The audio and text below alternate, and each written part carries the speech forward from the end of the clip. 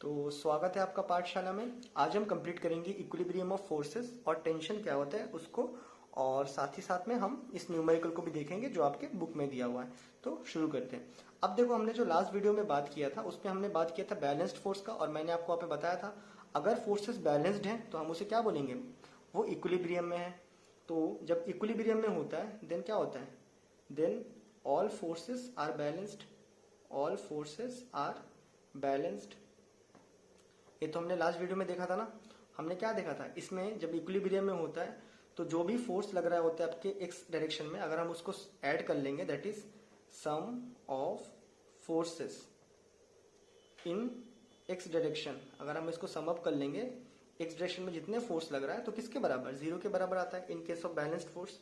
उसी तरह हमने देखा था sum of all forces in y direction, इसको भी सम अप कर लेंगे तो कितना आएगा, जीरो के बराबर होता है sum of forces in y direction. A भी क्या होता है, सारे फोर्सेस अगर हम सम अप कर लेंगे वाई डायरेक्शन में तो ए भी जीरो होता है। तो अगर ये दो कंडीशन सेटिस्फाइड हो रहा है इसका मतलब क्या है, फोर्सेस बैलेंस्ड है, और अगर वो फोर्सेस बैलेंस्ड है तो हम उसे बोलेंगे कि बॉडी इक्विलिब्रियम में, बराबर ना। देन इक्विलिब्रियम कंडीशन में ऑल फोर्सेस आर बैलेंस्ड, ये है उसका condition. Therefore body is said to be in equilibrium, said to be in equilibrium. आया बात समझ में। अब बात करेंगे टेंशन की कि टेंशन होता क्या है। ये बहुत ही वेरी इंपॉर्टेंट। देखो यार, जब भी हम लोग मॉलिक्यूलर लेवल में बात करेंगे तब हम टेंशन टर्म को यूज करेंगे। अब देखो जरा इसको समझो, टेंशन ऑपोजिट में होता है कि सेम में होता है, जरा समझो इसको। अब देखो मेरे पास यहाँ पे एक रस्सी है ना, रस्सी में देखो, रस्सी में टेंशन नहीं, टेंशन कोई भी चीज में हो सकता है, सरफेस टेंशन कुछ भी हो सकता है, लेकिन हम बात किसकी करेंगे जरा समझो इसको, ठीक है। यहाँ पे मैंने इसको बांधा है एक तरफ में। अब इस रस्सी के अंदर क्या है, मॉलिक्यूल्स है ना, इसके अंदर क्या होगा, मॉलिक्यूल्स होगा। इस तरह नजदीक नजदीक मॉलिक्यूल्स है, ठीक है, मैंने थोड़ा दूर दूर बनाया, लेकिन ये क्या है, सारे बहुत ही नजदीक नजदीक मॉलिक्यूल्स हैं। अगर मैं यहाँ पे एक फोर्स लगवाऊं 50 न्यूटन का, अब क्या होगा, ये 50 न्यूटन का फोर्स इस मॉलिक्यूल को मिलने वाला है। जब इसको मिलेगा 50 न्यूटन का फोर्स तो ये थोड़ा बहुत एक्सीलरेट करेगा और सामने आ जाएगा, डन। अब जब ये सामने आ जाएगा, ये सामने आ गया, इनके बीच में इंटरमोलिकुलर फोर्सेस हैं, डन है। इंटरमोलिकुलर फोर्सेस है तो उसकी वजह से क्या होगा, जो पीछे वाले एटम है ये भी थोड़ा सामने आ जाएगा। उसके चक्कर में ये जो पीछे वाला एटम है इसको भी थोड़ा आना पड़ेगा, क्यों, इंटरमोलिकुलर फोर्सेस है उनके बीच में, फिर ये भी आ जाएगा। तो ऐसे लाइन से लोग आते रहेंगे। अब जरा देखना यहाँ पे बात क्या है।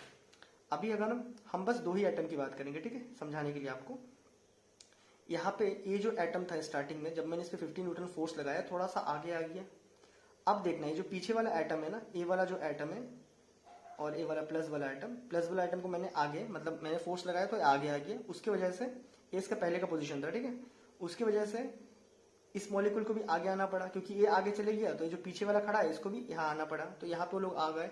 अब देखो ये जो क्रॉस वाला मॉलिक्यूल है ना, ये क्रॉस वाला मॉलिक्यूल क्या बोल रहा है कि ये प्लस वाले मॉलिक्यूल को क्या बोल रहा है, क्रॉस वाला मॉलिक्यूल प्लस वाले को बोल रहा है भाई तू पीछे आ, भाई तू पीछे आ। इंटरमोलिकुलर फोर्स क्या बोल रहा है, भाई तू पीछे आ। तो ये यहाँ टेंशन लगा रहा है। साथ ही साथ में प्लस वाला मॉलिक्यूल इस क्रॉस वाले मॉलिक्यूल को क्या बोल रहा है, भाई तू मेरे तरफ आ जा, भाई तू मेरे तरफ आ जा, मेरे को वो लोग लेके जा रहे हैं। तो टेंशन क्या हो रहा है, ये जो आपस में जो लोग बोल रहे हैं ना, भाई तू मेरे तरफ आ जा, भाई तू मेरे तरफ आ जा, दोनों बोल रहे हैं भाई तू मेरे तरफ आ, भाई तू मेरे तरफ आ, क्योंकि मैंने यहाँ पे एक्सटर्नल फोर्स लगा दिया ना, तो इस वजह से क्या हो गया, ये लोग बोल रहे हैं भाई तू मेरे तरफ, भाई तू मेरे तरफ आ। तो इस केस में टेंशन डेवलप होता है। तो देखो यहाँ पे टेंशन क्या दोनों डायरेक्शन में डेवलप होता है। अगर कोई भी बॉडी रहेगा तो दोनों डायरेक्शन में टेंशन डेवलप होगा, मतलब एक आगे भी और एक पीछे भी। आया समझ में। अगर मैं इसी को भी ऐसे बनाऊं, आप अगर कोई डायग्राम को देखोगे तो अगर मैं यहाँ पे 50 न्यूटन ऑफ फोर्स लगवाऊं तो यहाँ पे टेंशन कैसे डेवलप होगा, एक टेंशन डेवलप होगा पीछे की तरफ, ऐसा करके पीछे की तरफ। क्यों, क्योंकि जब ये मॉलिक्यूल आगे निकल जाएगा तो पीछे वाले मॉलिक्यूल क्या बोलेंगे, भाई तू यहाँ वहां मत जा, उन्हें क्या पता सामने कोई फोर्स लग रहा है। उसी तरह ए वाला मॉलिक्यूल क्या बोलेगा बाकी सबको, भाई तुम लोग मेरे तरफ आओ, भाई तुम लोग मेरे तरफ आओ, डन। तो ये होता है टेंशन। तो टेंशन दोनों डायरेक्शन से लगता है। तो टेंशन का बात क्लियर हो चुका है, क्यों लगता है टेंशन, बात लिख देंगे tension, it is a force, खास करके कौन सा force, intermolecular force, intermolecular force created in a body due to apply of external force. जब हम कोई एक्सटर्नल फोर्स को अप्लाई करते हैं तो उसके वजह से इनके बीच में, इंटरमोलिकुलर फोर्सेस के बीच में एक तनाव क्रिएट होता है कि भाई तू यहाँ आ जा, भाई तू यहाँ आ जा। मतलब सामने जो आगे फोर्स की वजह से अगर ये मॉलिक्यूल आगे चली गया तो पीछे वाला बोलेगा भाई तू पीछे आ जा। अब तो आगे चली गई, उस पर एक्सटर्नल फोर्स लग रहा है, वो क्या बोलेगा भाई तू मेरे साथ आ जा। तो इसी वजह से एक तनाव क्रिएट होता है, उसी को हम बोलते हैं टेंशन। तो कभी भी मॉलिक्यूलर केस में अगर ऐसा कुछ होता है तो टेंशन होता है। इस केस में सिंपल टेंशन, हम लोग आगे एक चैप्टर में सरफेस टेंशन भी पढ़ने वाले हैं, वहां पे मैं फिर से यही चीज आपको समझाऊंगा, बट सरफेस में समझाऊंगा, ठीक है। तो it is a force, intermolecular force specially created in a body due to apply of external force, और इसको हम टी से लिखते हैं। और इसका डायरेक्शन क्या होता है, दोनों तरफ होते हैं, ठीक है। अब देखो इसी के ऊपर एक न्यूमेरिकल दिया गया है आपके बुक में, तो इसको सॉल्व करते हैं। तो यहाँ पे बोला है कि mass of 6 kg is suspended by a rope of length 2 metre. इस रोप का लेंथ कितना है, इनिशियली एक रोप था, इसका 2 मीटर लेंथ था, इसमें एक मास को लगाया, कितना 6 kg मास को। A force of 50 Newton is applied horizontally in the mid point P, मतलब इस रस्सी के बीच में जहाँ पे 1 मीटर है वहां पे एक हॉरिजॉन्टल फोर्स लगाया गया, कितना का 50 न्यूटन का। तो फिर कुछ ऐसा हो गया, at what angle the rope makes it equilibrium, तो किस पर्टिकुलर एंगल पे ये जो रोप है वो इक्विलिब्रियम पे आ जाएगा। मतलब क्या है, सारे फोर्सेस बैलेंस्ड हो जाएंगे। अब जब सारे फोर्सेस बैलेंस्ड होते हैं तो आपको पता होगा ना कि जब अगर फोर्सेस बैलेंस्ड है, तो अगर मैं बोलूँ अगर ये फोर्स बैलेंस्ड, इसके ऊपर अगर ये फोर्स बैलेंस्ड है तो मैं क्या बोल सकता हूँ, यहाँ पे जो मैं इस तरफ से जो फोर्स लगा रहा हूँ, सेम अमाउंट ऑफ फोर्स मैं यहाँ से भी लगा रहा हूँ, तब ये बॉडी बैलेंस्ड है। डन है। तो वही चीज को हम यहाँ पे लगवाना है। अब देखो टेंशन का अगर डायरेक्शन बनाऊं तो आपके बुक में कुछ कभी कभी ऊपर कभी कभी नीचे दिया गया है, ठीक है। अब देखो ध्यान से, तो यहाँ पे मैं रस्सी पे लगवाता हूँ, यहाँ पे एक टेंशन कहाँ होगा, क्योंकि नीचे जाने वाले इस तरफ खींच दिया तो एक टेंशन क्या होगा, ऊपर भी क्रिएट होगा, सेम एक और टेंशन नीचे भी क्रिएट होगा। हम हमारे कन्वीनियंट हिसाब से एक एक को एक एक टाइम चूज करेंगे। डन। सिमिलरली एक बॉडी नीचे गया है तो यहाँ पे क्या होगा, टेंशन एक ऊपर की तरफ भी क्रिएट होगा और एक नीचे की तरफ, और जो फोर्स होता है ना वो सेम ही होता है।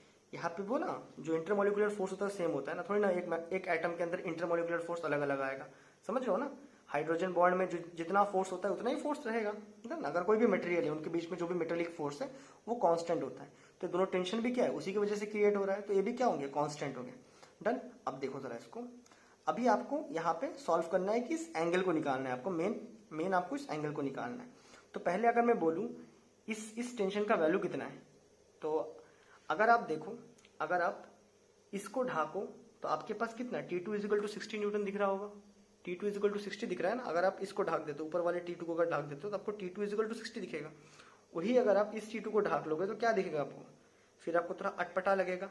तो टेंशन के केस में हम लोग दोनों डायरेक्शन बनाते हैं, लेकिन हम हमारे कन्वीनियंट हिसाब से यूज करते हैं। तो अगर मैं यहाँ पे इस सिस्टम को देख रहा हूँ तो मैं इसको ढाक लूंगा और मैं यहाँ से देख के कितना बताऊंगा, T2 equal to 60 from figure, solution कर रहा हूँ, ठीक है। फ्रॉम फिगर अगर मैं देखूँ T2 मेरा कितना आ रहा है, 60 न्यूटन आ रहा है, दिया तो था यहाँ पे। 60 न्यूटन कैसे आया बोलने से, इसका मास कितना है, 6 है, तो 6 into acceleration due to gravity that is 60 newton, जो अर्थ का वेट है, जो अर्थ मतलब पुल करता है ना नीचे, वही फोर्स है वो। ये बातें क्लियर हुआ। अब देखो, अब यहाँ पे आते जरा, अब यहाँ पे आते, यहाँ पे एक एंगल है, ये थोड़ा इंपॉर्टेंट बन जाता है।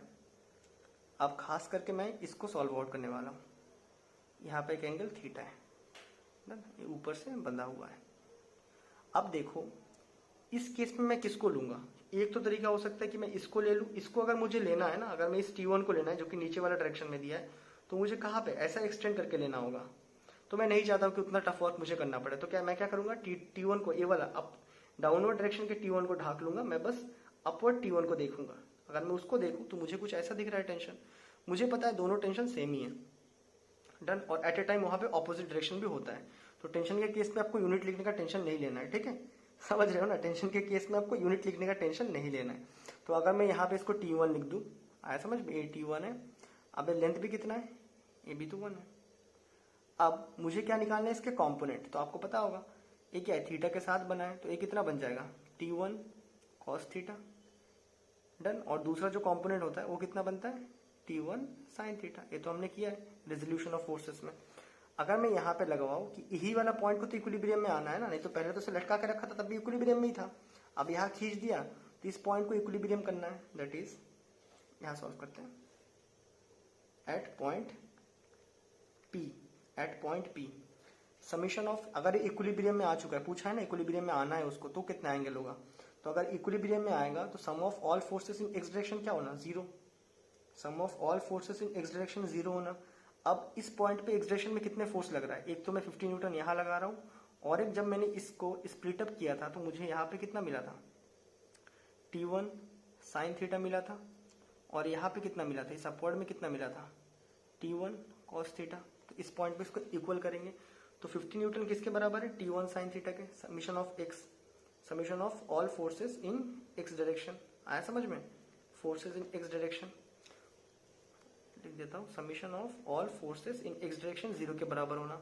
तो मैं सारे फोर्सेस को लगवा रहा हूँ, तो यहाँ पे एक्स डायरेक्शन में एक फोर्स लग रहा है पॉजिटिव 50, और एक फोर्स क्या लग रहा है नेगेटिव की तरफ में, एक्सिस को देखते हैं, ठीक है, नेगेटिव एक्स एक्सिस है ना इस तरफ, तो negative T1 sine theta, negative T1 sine theta किसके बराबर होना चाहिए, 0 के बराबर। तो यहाँ से मैं अगर निकालूं तो क्या मैं लिख नहीं सकता हूँ 50 इज इक्वल टू, इसको अगर मैं वहां भेज दूं that is T1 sine theta. ये हमारे पास एक इक्वेशन बना। ऑल्सो ये भी हमें पता है कि इस पर्टिकुलर जगह पे y एक्सिस में फोर्सेस का भी सम क्या होता है, 0 होता है। अगर मैं y एक्सिस के फोर्सेस को बैलेंस्ड करूं तो यहाँ पे अपवर्ड में y एक्सिस प्लस में क्या लग रहा है, T1 कॉस थीटा लग रहा है ना, T1 कॉस थीटा। डाउनवर्ड में क्या लग रहा है, दैट इज टेंशन लग रहा है ना। इस केस में देखो, ये जो मैंने T2 निकाला इसमें से 60 न्यूटन, मुझे पता है जितना ये लगाएगा वही उतना भी लगाने वाला है, तो ये भी कितना लगेगा, ये T2 भी कितना होगा, जो डाउनवर्ड T2 है वो भी कितना होगा, 60 न्यूटन ही होगा ना। आया बात समझ में। तो यहाँ पे T1 कॉस थीटा किसके बराबर है, T2 के बराबर है, या फिर आपके वेट के बराबर है, आपको जो बोलना है बोल सकते हो। माइनस ये कितना है, लेकिन नेगेटिव डायरेक्शन में ना, देखो जब मैं यहाँ पे देख रहा हूँ तो इस डायरेक्शन को मैं इसको ले रहा हूँ इफेक्टिवली, इस डायरेक्शन को इसको नहीं ले रहा हूँ। क्यों, क्योंकि मैंने यहाँ पे बताया था दोनों सेम ही होंगे, हम हमारे कन्वीनियंट हिसाब से लेते रहते हैं इसको, ठीक है। क्योंकि टेंशन का डायरेक्शन लेके आपको टेंशन नहीं लेना है, तो इसको ढाक लिया मैंने। तो कितना आ जाएगा, T1 कॉस थीटा किसके बराबर आएगा आपका, T2 के बराबर। और T2 कितना आया था मेरे पे, मैंने पहले ही तो T2 निकाल लिया था ना, कितना आया था 60 newton, that is minus 60 is equal to 0। आया बात समझ में। तो यहाँ से मैं निकालूँ तो T1 कॉस थीटा किसके बराबर आ रहा है, 60 के बराबर, बस खत्म।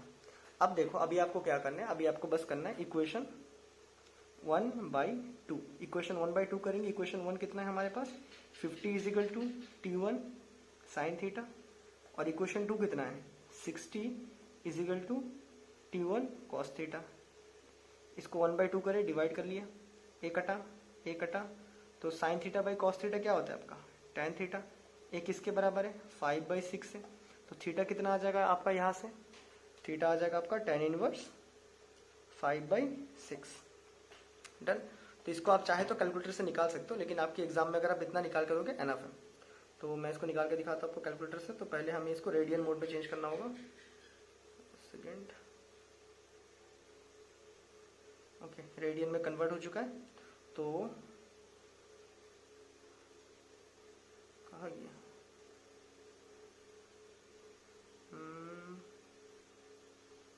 इनवर्स फंक्शन कहाँ है, अच्छा आइए, क्या तो लॉग आ गया,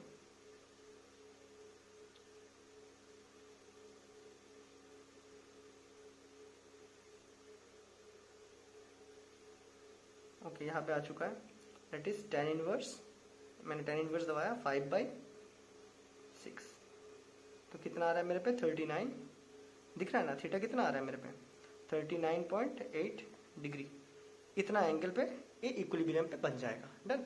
यानी हो आपको एग्जाम में अगर ट्रिग्नोमेट्री का टेबल देता है तो उसको निकालने का जरूरत है, नहीं तो आप अगर यहाँ तक निकाल दोगे 5/6 tan इनवर्स 5/6 तो आपको फुल मार्क मिल जाएगा। डन। तो आई होप आपको इक्विलिब्रियम ऑफ फोर्सेस और टेंशन क्या चीज़ है आपको बहुत बढ़िया से समझ आया होगा। तो मैं मिलता हूँ आपसे अगली वीडियो में, तब तक के लिए गुड बाय।